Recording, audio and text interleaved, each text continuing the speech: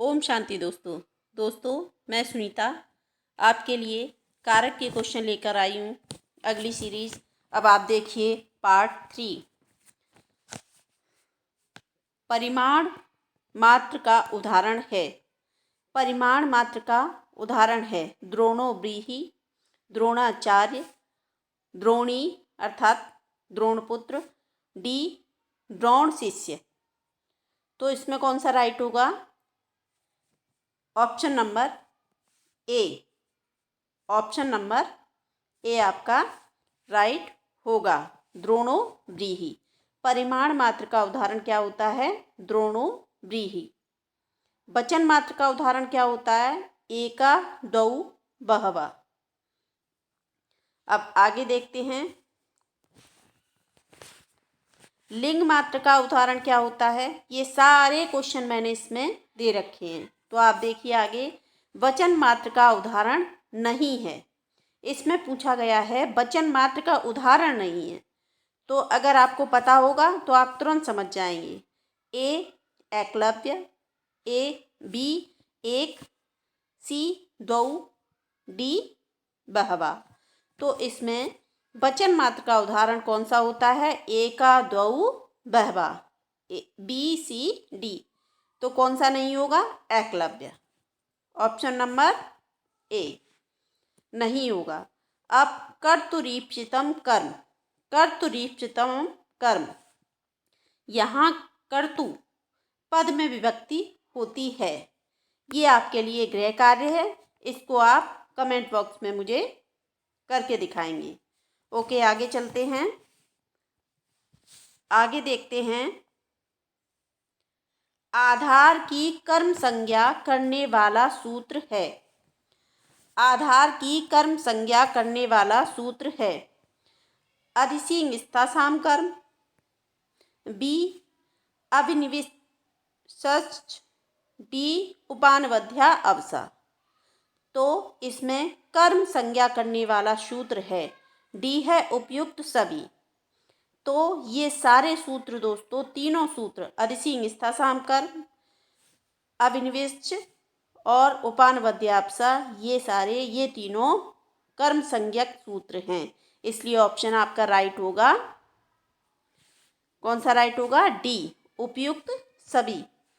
हेतु सूत्र से तृतीया विभक्ति का विधान नहीं हुआ है। हेतु सूत्र से तृतीया विभक्ति का विधान नहीं हुआ है।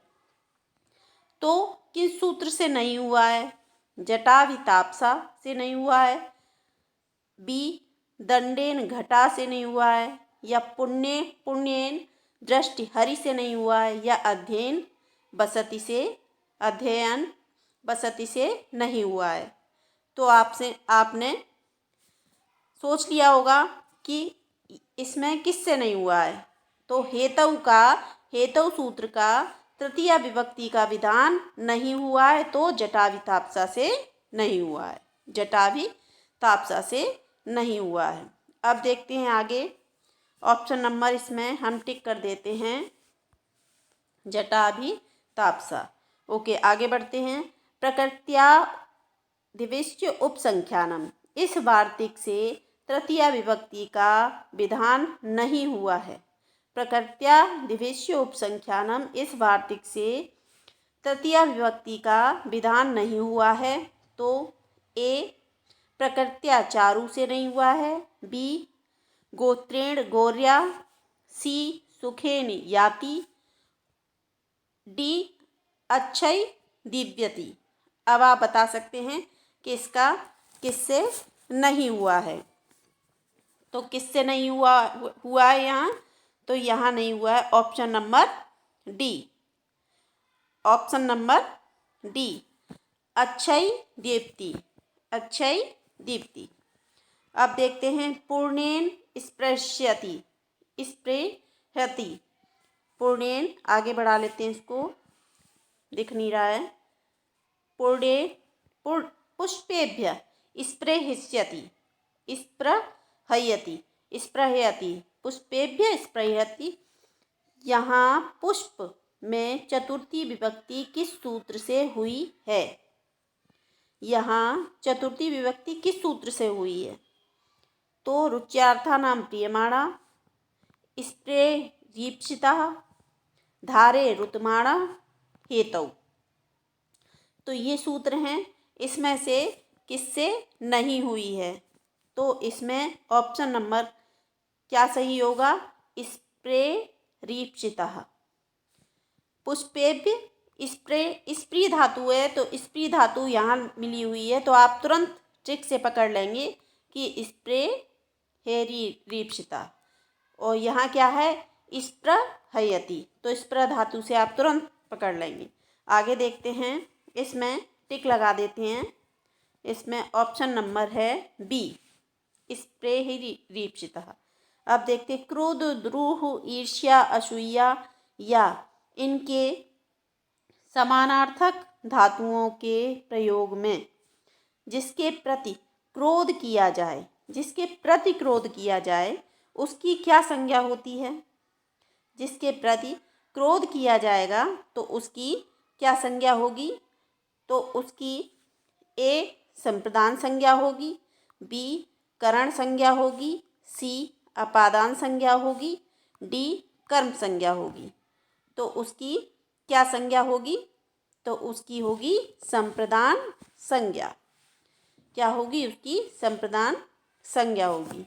आगे बढ़ते हैं, जुगुप्सा, विराम और प्रमाद अर्थ वाली धातुओं के प्रयोग में जिसे घृणा की जाए, जिससे रोका जाए और जहाँ प्रमाद किया जाए, उसकी क्या संज्ञा होगी? उसकी क्या संज्ञा होगी? जिससे घृणा की जाए, रोका जाए या जिससे प्रमाद किया जाए। तो करण संज्ञा, कर्म संज्ञा, अपादान संज्ञा या फिर संप्रदान संज्ञा। यहाँ कौन सी संज्ञा होगी? तो ऑप्शन नंबर सी अपादान संज्ञा होगी। तो ये आपका सी नंबर राइट है। आगे बढ़ते हैं, जुगुप्सा, विराम, प्रमादार्थानाम उपसंख्यानम इस वार्तिक का उदाहरण है। ए पापात जुगुप्सते, बी पापात विरमति, सी धर्मात् प्रमादत, डी उपयुक्त सभी। जुगुप्सा, विराम, प्रमादार्थानाम संख्यानम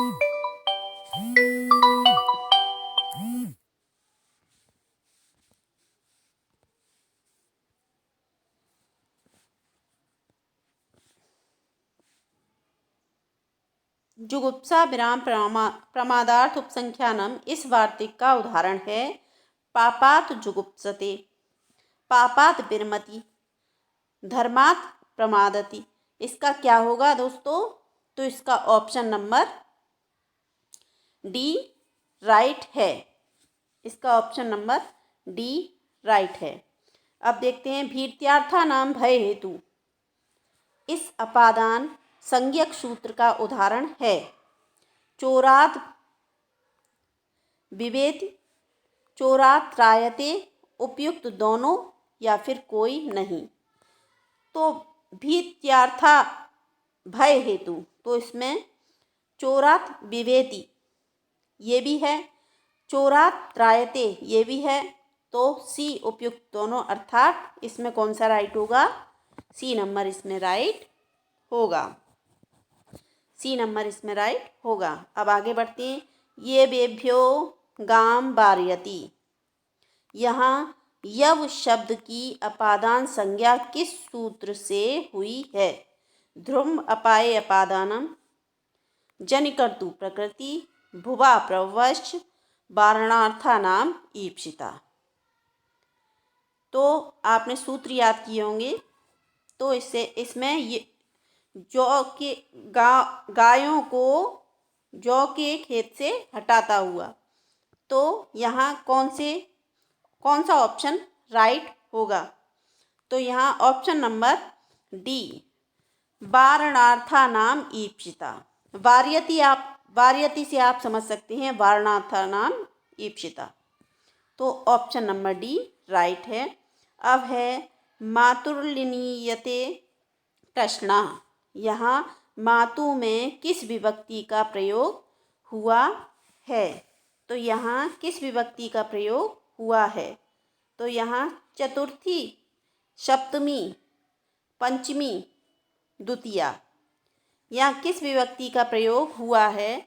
तो यहाँ पंचमी विभक्ति का प्रयोग हुआ है। मातु में पंचमी विभक्ति का प्रयोग हुआ है। अब देखते हैं आगे की सीरीज। आगे क्वेश्चन देखते हैं। ये क्वेश्चन क्लियर नहीं आ रहा है।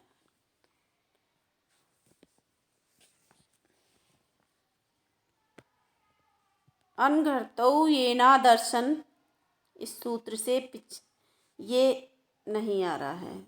आगे बढ़ा लेते हैं, इसको समझ में ही नहीं आ रहा। अब है आख्यातोपयोगे सूत्र द्वारा नियम पूर्वक विद्या ग्रहण करने के विषय में आख्याता पढ़ाने वाले व्याख्याता की क्या संज्ञा होगी?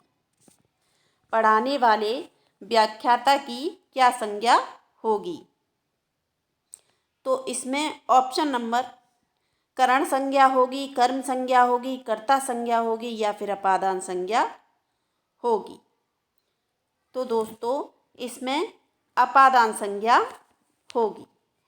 इसमें कौन सी संज्ञा होगी? इसमें अपादान संज्ञा होगी। आख्यातोपयोगे, यह कैसा सूत्र है? आख्यातोपयोगे, यह कैसा सूत्र है? दोस्तों ये कमेंट बॉक्स में आप मुझे बताएंगे ये कैसा सूत्र है। तो आगे बढ़ते हैं। भुवा प्रभवा, इस अपादान संज्ञक सूत्र का उदाहरण नहीं होगा। तो क्या नहीं होगा? हिमवत गंगा, प्रयागात संस्कृत प्रभवती, अमरकंटकात नर्मदा विरमती,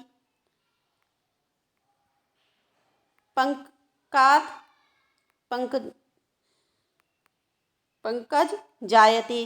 तो इसमें देखना है कि भुवा प्रवश्च, जब कोई चीज़ कहीं से प्रवाहित होती है, निकलती है, तो वहाँ अपादान संज्ञा होती है। तो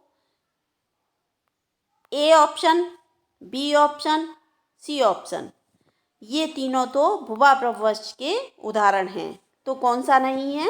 ऑप्शन नंबर डी, क्योंकि ये जायते यहाँ लिखा हुआ है, इसलिए आप इससे जायते से पकड़ लेंगे कि यहाँ ये अलग है। अब देखते हैं भुवा प्रभवा सूत्र से प्रभवा पद का क्या अर्थ है? जन्मदाता, उत्पत्ति स्थान, हिमालय, नंबर सी, कारण, नंबर डी, उपयुक्त सभी। तो इसमें ऑप्शन नंबर भुवा प्रभवा में प्रभवा का अर्थ है जन्मदाता, ऑप्शन नंबर ए। अब देखते हैं आगे, इसको बढ़ा लेते हैं। गोश दूहा मा, ये एक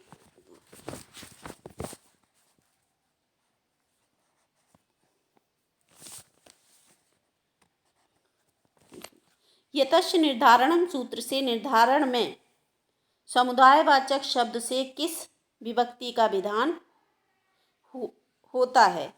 यतश्च निर्धारणम सूत्र से निर्धारण में समुदायवाचक शब्द से किस विभक्ति का विधान होता है? षष्ठी का होता है, सप्तमी का होता है, पंचमी का होता है, केवल अ और ई का होता है।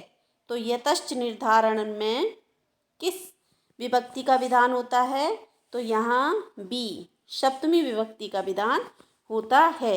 यतश्च निर्धारणम सूत्र का उदाहरण है गाम गोषु व कृष्णा बहुक्षीरा नृपा नृणा नृषु व ब्राह्मणा श्रेष्ठा छात्राणाम छात्रेषु व राकेषु पटु, उपयुक्त सभी।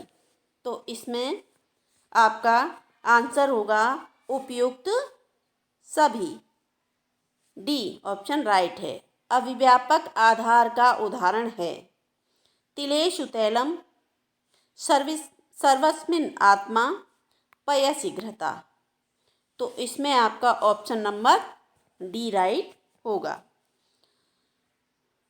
वैशेषिक आधार का उदाहरण है तो मोक्षे इच्छा अस्ति, व्याकरणं रुचि अस्ति, संस्कृते जिज्ञासा अस्ति। तो इसमें क्या होगा दोस्तों? इसमें होगा ऑप्शन नंबर डी उपयुक्त सभी। मोक्ष की इच्छा रखना, व्याकरण में रुचि रखना और संस्कृत जानने की जिज्ञासा रखना, तो ये सभी एक ही वैशेषिक आधार हैं। तो डी नहीं है, उपयुक्त सभी, इसमें ये सभी हो जाएंगे। A B C, D right होगा आपका। अधिकरण में किस विभक्ति का प्रयोग होता है? अधिकरण में किस विभक्ति का प्रयोग होता है? पंचमी, सप्तमी, षष्ठी, द्वितीया। तो अधिकरण में बी नंबर राइट है आपका, सप्तमी का प्रयोग होता है। आगे बढ़ते हैं। इसमें निशान नहीं लगा है, बी राइट था। अब देखिए, विप्राय गाम ददाति में विप्र शब्द से चतुर्थी का विधान क्यों किया गया है? विप्राय गाम ददाति, विप्र शब्द में चतुर्थी का विधान क्यों किया गया है? क्योंकि विप्र निर्धन है, क्योंकि विप्र अकारांत पुल्लिंग है, क्योंकि विप्र संप्रदान कारक है, क्योंकि विप्र गाय चाहता है। तो आपको पता है ये सारे निरर्थक वर्ड हैं, तो इसमें सार्थक क्या है? सी। सी आपका राइट है, क्योंकि विप्र संप्रदान कारक है। अब आगे बढ़ते हैं। साधकतमम किस कारक का लक्षण है? संप्रदान का, करण का, कर्म का या फिर अधिकरण का?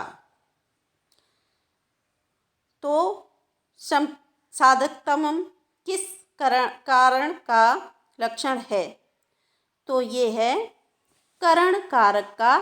साधकतमम करणम, सूत्र है साधकतमम करणम। तो उससे आप तुरंत पहचान लेंगे ये बी वाला राइट है, करण। अब देखते हैं, जब किसी कारक की अपादान संज्ञा, अपादान आदि विशेष संज्ञा कहनी हो तो अकथितम च सूत्र से उसकी कौन सी संज्ञा होगी? तो ये तो सभी जानते होंगे, बहुत इजी क्वेश्चन है कि उसकी कौन सी संज्ञा होगी। अकथितम च सूत्र से कर्म संज्ञा होगी, करण संज्ञा होगी, संप्रदान, अधिकरण। तो उसकी कर्म संज्ञा होगी। ए आपका ऑप्शन ए राइट है। अकथित च इस सूत्र के संदर्भ में कितनी द्विकर्मक धातुओं का परिगणन किया गया है? तो इसमें 16 द्विकर्मक धातुओं का परिगणन किया गया है। 12 नहीं, 18 नहीं, 20 नहीं, इसमें 16 परिगणन धातुओं का प्रयोग किया गया है। द्विकर्मक धातुओं में प्रथम परिगणन धातु कौन है? याच है, पच है, दूह है या फिर दंड है?